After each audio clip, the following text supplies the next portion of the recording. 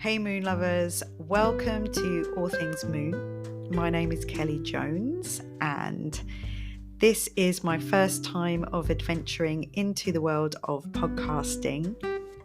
Naturally, I am an introverted Cancerian who likes to stay in her shell. But luckily, I am a Sagittarius rising and it's Sagittarius season, so I have taken the plunge, bought a fancy swanky microphone, and here I am. So what is All Things Moon?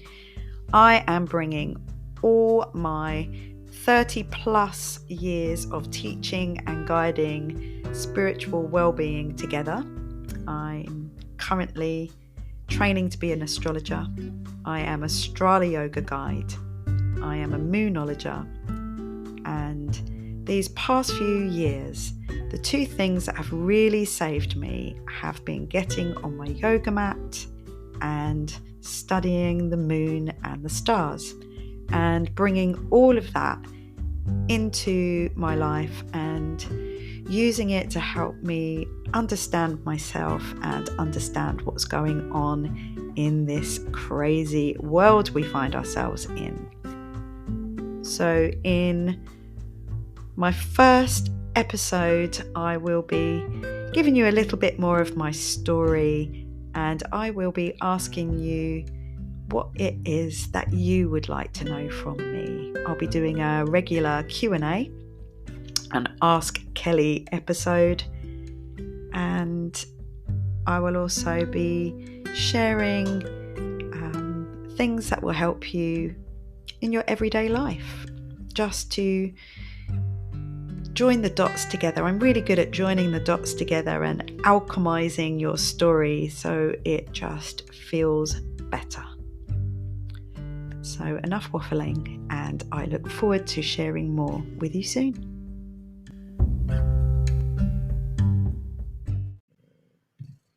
Hey Moon lovers, welcome to episode 13 of All Things Moon podcast, Lunar Wisdom for Everyday Life, with myself, Kelly Jones. And you may hear a bit of purring in the background. I have a cat on my lap. She wanted to be with us this evening whilst I record this. It's Saturday the 25th, and we are 2 days post full flower moon in Sagittarius, and last night I held a beautiful gong bath with my other half, Tom, aka Gong to the Moon.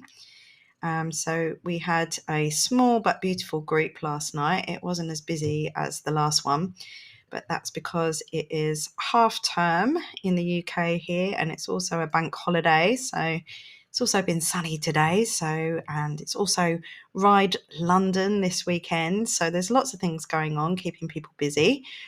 But so I felt like, having half the amount we had last time was a really good result. And yes, I had a lovely comment from somebody this morning after the gong bath last night, saying that she felt like she was flying on a magic carpet out in space, and that is what we hope for. So talking of outer space, today the moon is leaving. It's just in its final moment of being in the sign of Sagittarius. And the moon is making her way out of freedom-loving Sagittarius. And by tomorrow, the moon will be in the sign of Capricorn, whose archetype in astrology is steeped in winter symbolism, and kind of showcases the need for the preparation in the face of life's challenges. And Capricorn is also known as the sea goat.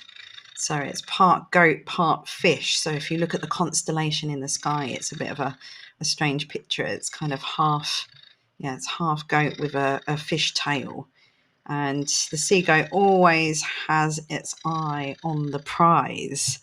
And Capricorns like to keep focused on what they want, helping them to stay motivated.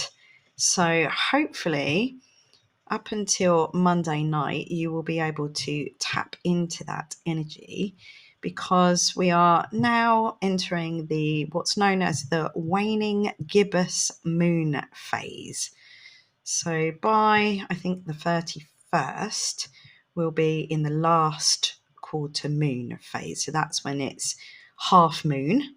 Before another week's time, it will become a new moon again. So the waning gibbous moon is the waning phase of the moon. After it's been full and it starts to get smaller again and starts to disappear. So the waning gibbous moon phase symbolizes a time of release. It's also a good time to write down all the things that you are grateful for, a time of introspection. This phase is also about letting go of what no longer serves you. Full moon is a good time for that as well, but full moon is like the culmination of the past 2 weeks when you've sown your seed at the new moon. And then as that full moon culmination, as we go past that and it starts to wane, it's a time to sort of have a little look at what we don't want to take forwards with us, what no longer serves us, to have a bit of a rest, preserve our energy. And if you think of Capricorn is the goat, plodding up the mountain, going slowly, conserving their energy because they need to reach the top. So this phase of the moon is best for releasing and letting go of old patterns and habits, to reflect on any lessons that you've learned. So I suppose slow and steady is the motto for this period of time, and that takes us up until Monday night. So, Monday could feel a little bit sort of heavy, maybe a little bit serious. Capricorn like rules and discipline. I've got a friend who is a Capricorn who is in insurance. And then by Tuesday, the moon will be moving into the sign of Aquarius, because the moon moves about once every 2.5 days into the next sign. And over the course of the month or the month, I've gone through all 12 signs. So as the moon moves on Tuesday into Aquarius, this is a time to release, because we're still in this waning gibbous phase, it's a time to release any fears or blocks or resistance around being innovative and original and creating social change. So if you think Aquarius tend to be innovative, they tend to be original, they like to be a little bit different to the crowd, but they're also a fixed sign, so they can be resistant, and it might take them a little while to make that change. So it's a good time to sit and reflect on any fears and blocks that you might have around, putting your new ideas out into the world. Maybe it's a time to find a new way to do your work. So our main theme this week is that lucky Jupiter, the planet of expansion, is moving into communicative Gemini, which should energize our minds, because Gemini being an air sign, and Jupiter has been in the sign of Taurus for the past 12 months. So Jupiter takes 12 years roughly to go round the whole zodiac. So as it moves into Gemini, it's a good time to look back and see what you might have been doing 12 years ago. So I had a look back. I didn't even have to look back. Facebook loves to give you memories, doesn't it? And it told me that 12 years ago this month, I was over in Seattle and I was having a very hedonistic love affair with a guy from Seattle. And I took myself over there on a solo trip to go and see him. And I had a crazy time, very hedonistic.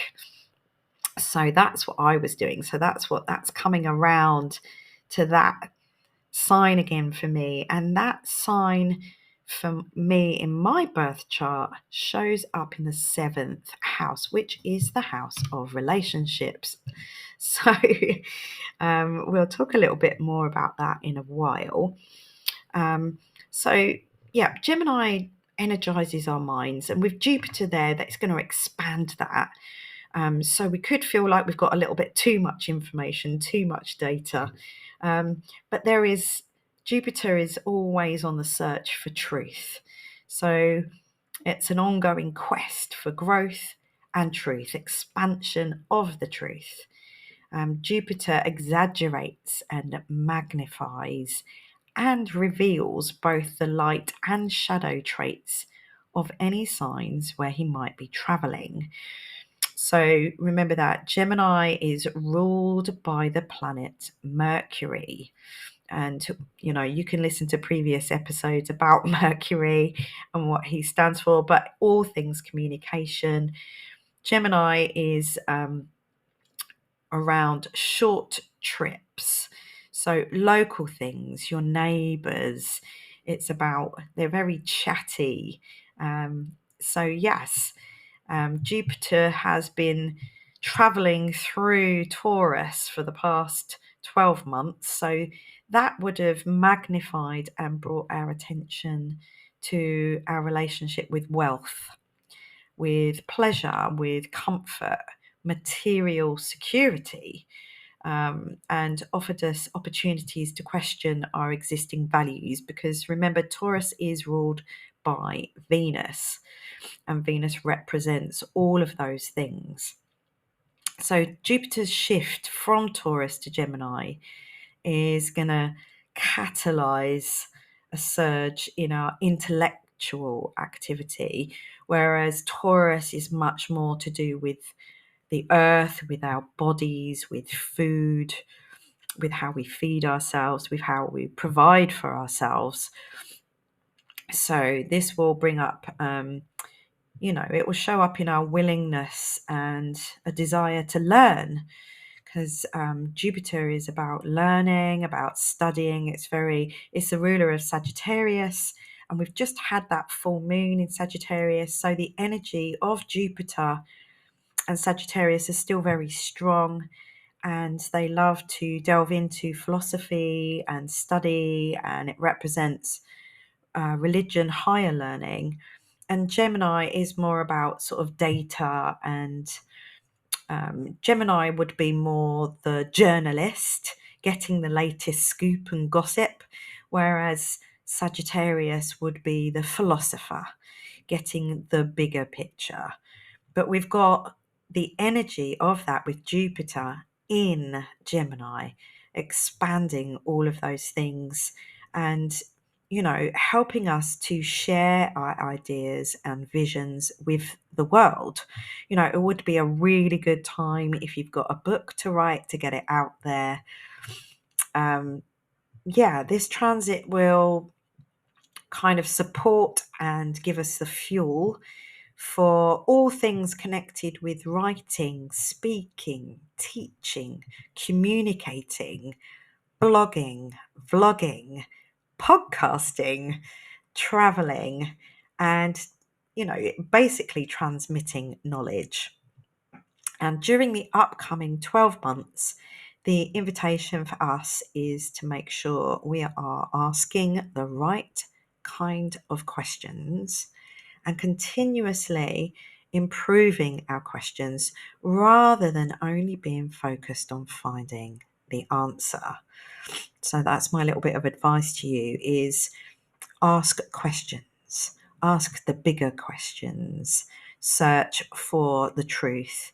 And remember, you can always, even though this is very airy, we can still tap into our bodies by getting on our yoga mat, sitting down, meditating, just placing your hand on your heart, tuning in with your breath, noticing how you feel, and there will be the truth.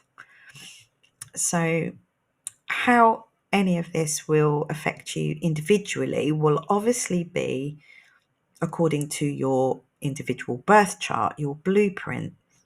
And that will mean knowing your rising sign so that you can see which house area this transit will fall in for you. So, as I said, I know that my rising sign is Sagittarius. So I can look on my Moonology chart that I've done for myself, and I can see where Gemini would fall. And as I said before, that is in the 7th house of relationships. Tom has the same rising sign as me, so both of us are going to be focused on how we communicate in our relationship, I'm pretty sure. So let's watch this space in the next year.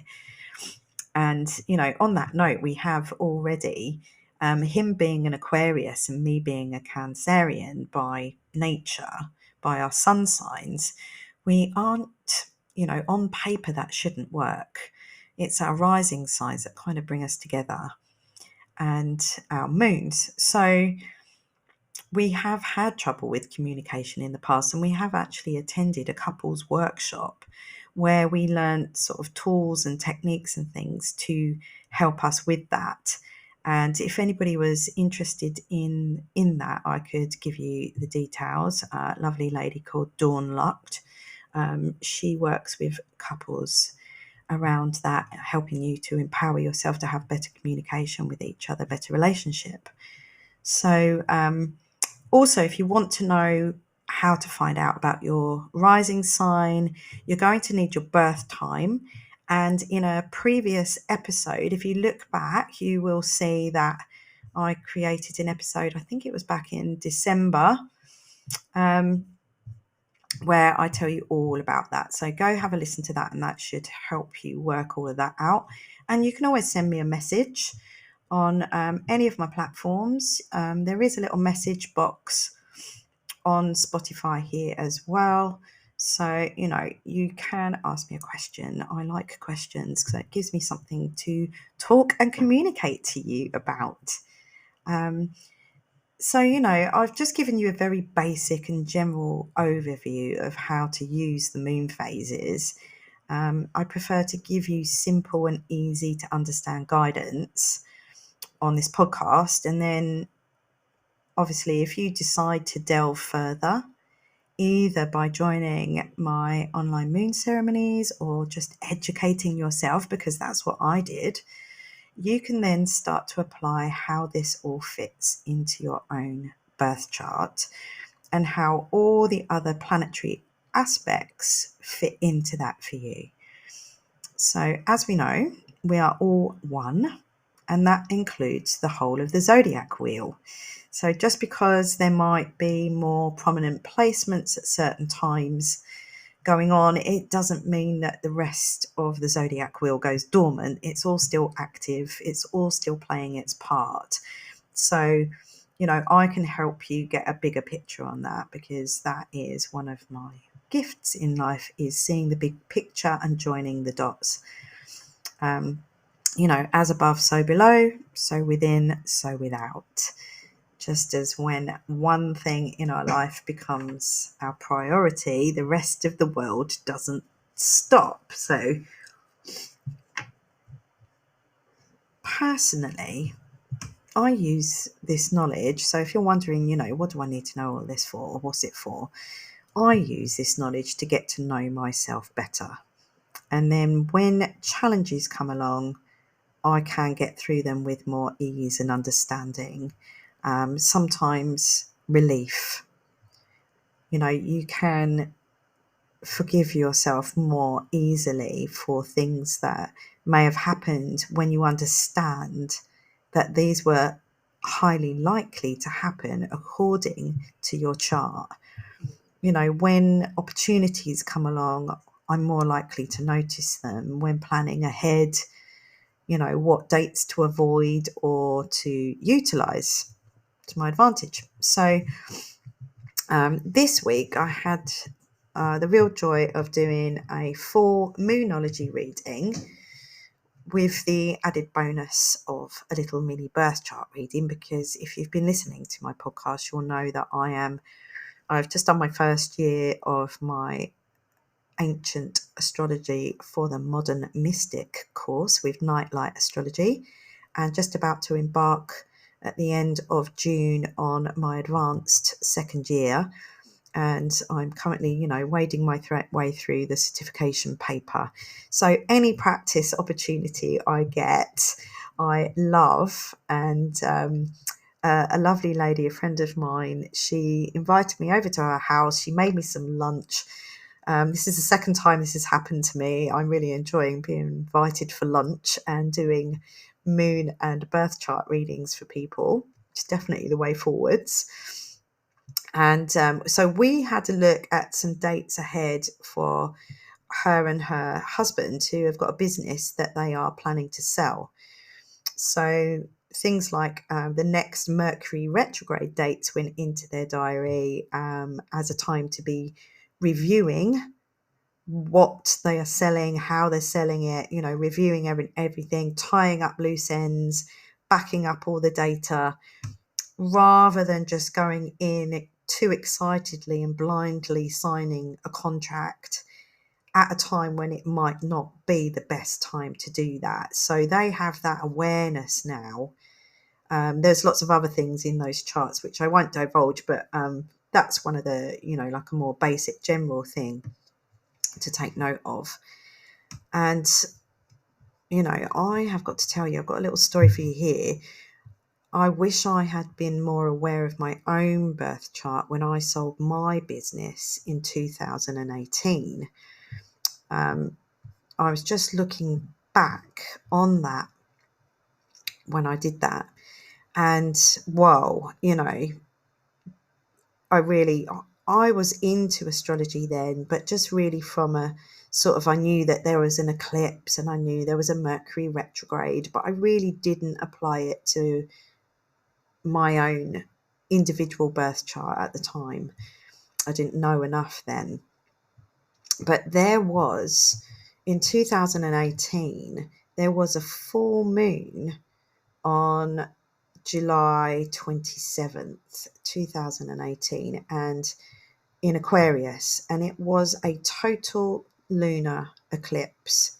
And I can remember that very clearly because I was in New York doing my advanced Strala yoga training after I had 8 weeks previous to that been having emergency surgery for a perforated appendix.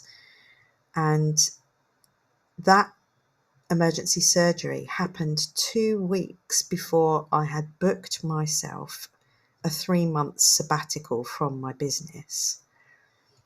Now, that lunar eclipse in July was mainly influenced by Mars, making it an emotionally challenging eclipse.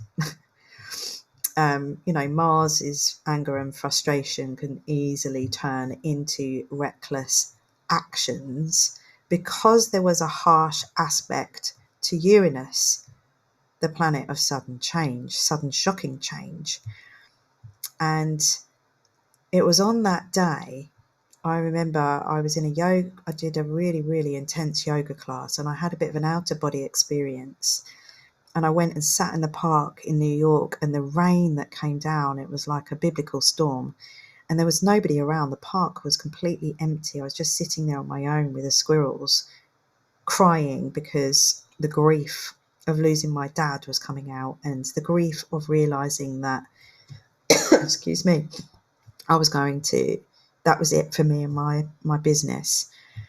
All happened on that eclipse. I remember that eclipse very clearly, but I didn't know all the aspects and how they were individually affecting me.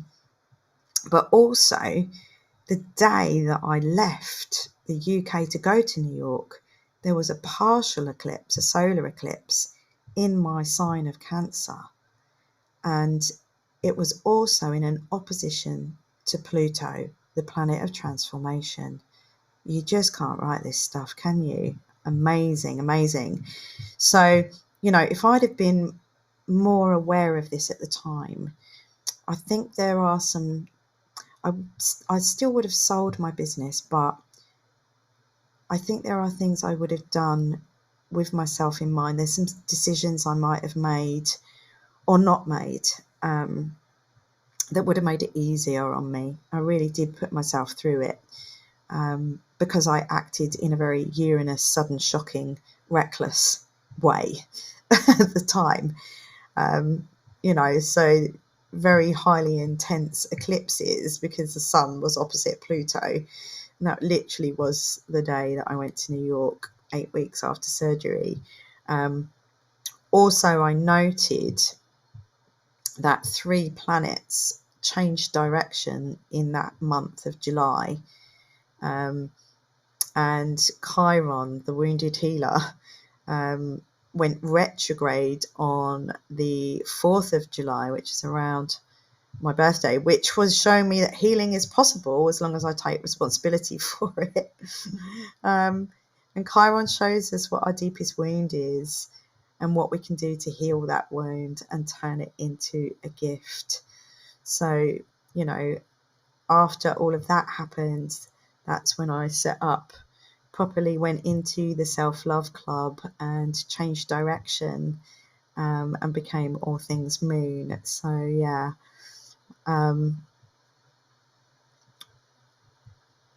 Also around that time, I think Mercury went retrograde and Jupiter turned direct as well. So that would have taken me on a 3-week journey of introspection and heart searching, which is exactly what happened. So, this gives you an idea of how all these things can come about. So what else can I tell you about? I think we are coming to the end. Yes, we've got about 5 minutes. Just to tell you here as well, that that year, 2018, in May, that was when it was in May, it was May the 15th when my appendix perforated, and that was the exact day that Uranus moved into Taurus for 7 years. So it's still there now. So it moved in on the 15th of May, and that's the day I went into hospital. And that Taurus is in my 6th house. And 6th house corresponds to health, wellness, and daily routines. And that is the day Uranus, a sudden shocking change planet, moved into my house of health, wellness, and daily routines.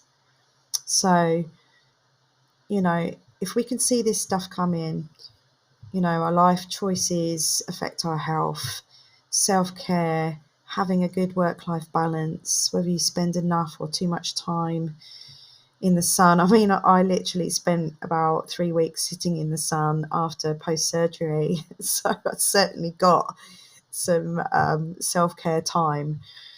That house reminds you to pay attention to your physical and mental well-being, so there's a bit of extra information for you.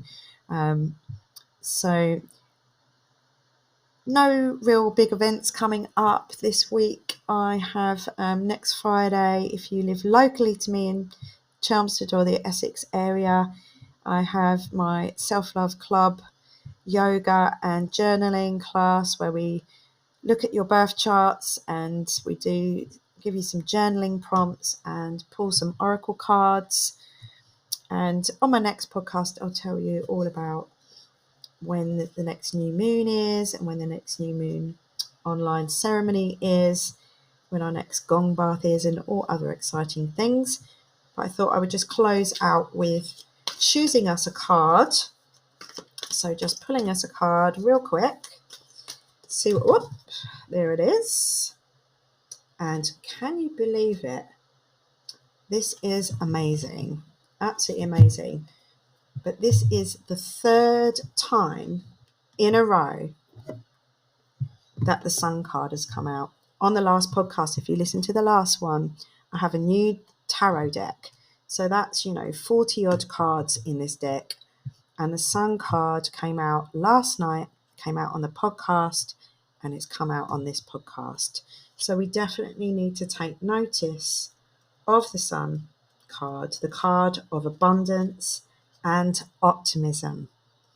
And also, I just sent my mum in Australia. She lives in Australia, and it was Mother's Day over there. And I sent her a gift, which was a sun catcher to put in her window, which was made with citrine crystals. And it was also a picture of the Sun tarot card. So I'm really feeling hopeful that we have good signs here for sunny, optimistic, abundant times coming to us. Also, the Queen of Water came out, and hopefully if I can find that Queen of Water, then I can read it out to you. Maybe not. Maybe I won't find it. Quick. Okay. Compassion, emotional security, generosity, self-love and self-care, everybody. It's the healer card. So I am comfortable in my own skin. I love, cherish and nurture myself. And that is the message I will leave you with until next week. Take care, moon lovers, and I will see you real soon.